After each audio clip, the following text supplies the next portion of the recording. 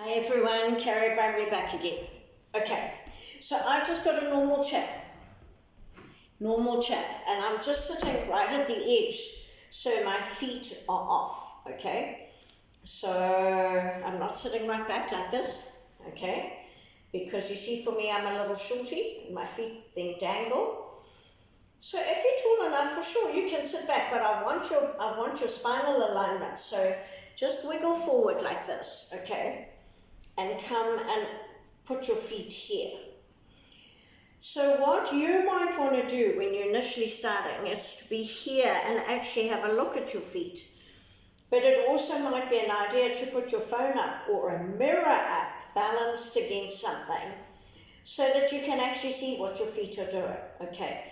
And this is what I've been practicing with a mirror, so that I can get it. And I started in sitting, and I've then gone to standing. And now I'm trying to do it in other positions, and that's what I'm teaching in my classes, okay? And it's actually really, really interesting. I've got a lady who fractured this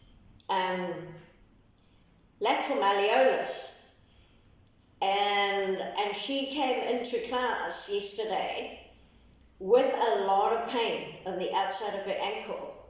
And she's been doing, the foot up and down, pumping, ankle pumping movements, and she's been trying to walk. And what made it worse is that she stopped using her stick. So there must have been something she did with that then changed how she was putting weight through that ankle. And what we found was, so I got her doing these exercises last night. This is what I'm going to show you. What we found is that she was moving her ankle like this. So can you see? I haven't got the base of my big toe down. And you see, that's exactly what happened to me when I hurt my knee. So this is what happens. We go into these wind-up movement patterns, and they're kind of like default movement patterns, all right? So the thing is, we've got to reverse those as quickly as possible so that you can actually get the correct muscles working, because otherwise then it just becomes a nightmare to sort out. So that's all we did last night, is we just practiced her getting the weight through the base of her big toe, and then her working that leg in that position rather than in this position here.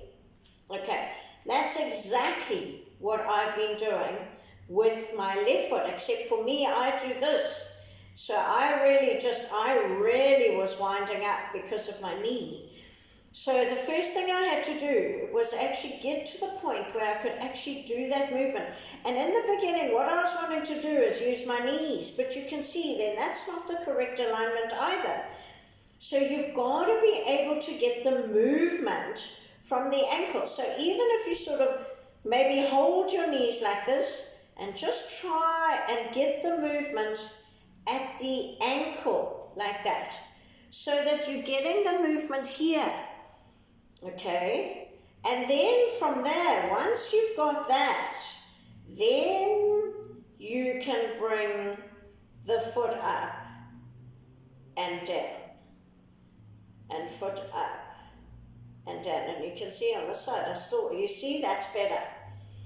So I'm still not quite getting it on this side. So I've got to go out more, and then come up like that. That's better. And you can see I'm much stiffer on this side than this side.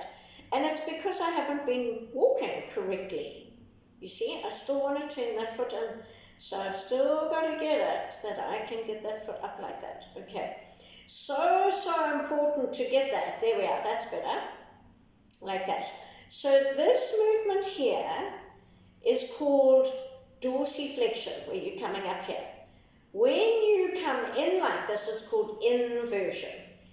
And actually what the researchers now, through the Mackenzie Institute, is that the most important movements for your ankle in just about any injury is dorsiflexion and eversion, where you're using the muscles that bring that little toe out to lift that foot.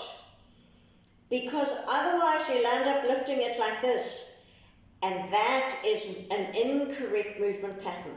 Okay, so when you are doing this, you've got to really think, come up from the ankle and out with the little toe. Okay, so now that's the coming up movement. Okay, right, so now we'll concentrate on the next movement in the next video.